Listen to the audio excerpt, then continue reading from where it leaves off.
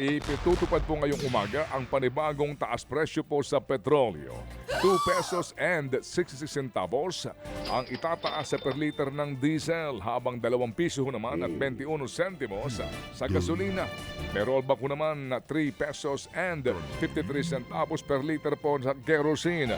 At ayon pa rin po sa DOE, nakaapekto po raw ang patuloy na pagsadsad ng piso sa presyuhan ng petrolyo. Samantala, binuksan na po ang bagong bahagi ng Cavite-Laguna Expressway o CALAX. Diyan po yan sa Cavite. Pinangunahan ng Pangulong Bongbong Marcos Jr. ang inaugurasyon ng Subsection 3 ng CALAX. Aabot po sa 7.88 kilometers ang bagong segment hanggang Governor's Drive sa General Trias. Inaasahang bababa po sa 26 na minuto ang biyahe mula Binyan, Laguna hanggang General Trias mula sa dating 1 oras. Kayang tumanggap ng karagdagang 6,000 na mga motorista araw-araw ang bagong bahagi ng expressway.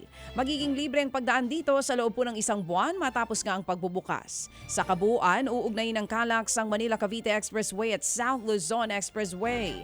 Ayon sa Pangulong Marcos, magdudulot ito ng malaking ginhawa sa mga biyahe ng mga motorista. Humina po ang sektor ng manufacturing sa Pilipinas noong pong buwan ng Abril.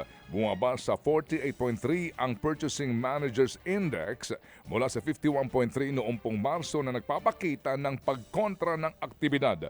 Ito ang unang pagbaksak po ng sektor mula noong Nobyembre ng nakdaang taon. Ayon po sa S&P Global, humina po ang demand at mga order mula sa loob at labas ng bansa. Naapektuhan din po ang produksyon dahil nga sa pagtaas ng gastusin sa enerhiya at shipping. Ito'y bunsod ng sigalot pa rin po na nangyayari nga sa gitnang silangan na nagpapahinto sa mga ruta ng kalakalan. Napilitan po ang mga kumpanya na magbawas ng hiring at pagbili po ng mga materyales. Sa kabila niyan, umaasa po ang mga negosyo na bubuti ang sitwasyon sa mga susunod na buwan. Siya nawa. 6 na bus operators ang ibinatatawag ng Land Transportation Franchising and the Regulatory Board o LTFRB. Iniimbestigahan po sila dahil sa hindi pagbibigay ng tamang diskwento sa mga pasahero. Ayon sa patakaran, may 20% diskwento ang mga pasahero at 40% para sa senior citizen, PWD at estudyante. Pero lumabas po sa ulat na hindi ito sinusunod ng ilang mga konduktor. Inutusan ng LTFRB ang mga operator na magpaliwanag at dalhin ang sangkot na driver at konduktor.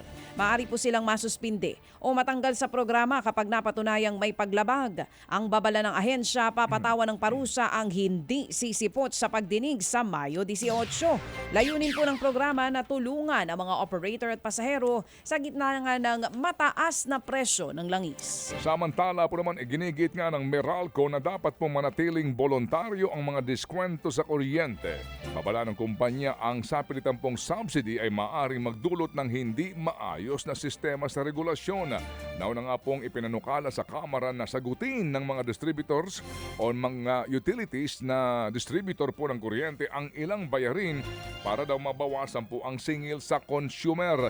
Pero ayon sa Meralco, ang mga iniuutos po na diskwento ay karaniwang pong ibinabawi din sa ibang customer. Sinabi po ng kumpanya na meron po mga programa sila para nga po makatulong sa pagbababa ng singil sa kuryente. Nanindigan din po ang Meralco na handa silang makipagtulungan sa pamahalaan para sa mas matibay at mas murang supply ng enerhiya.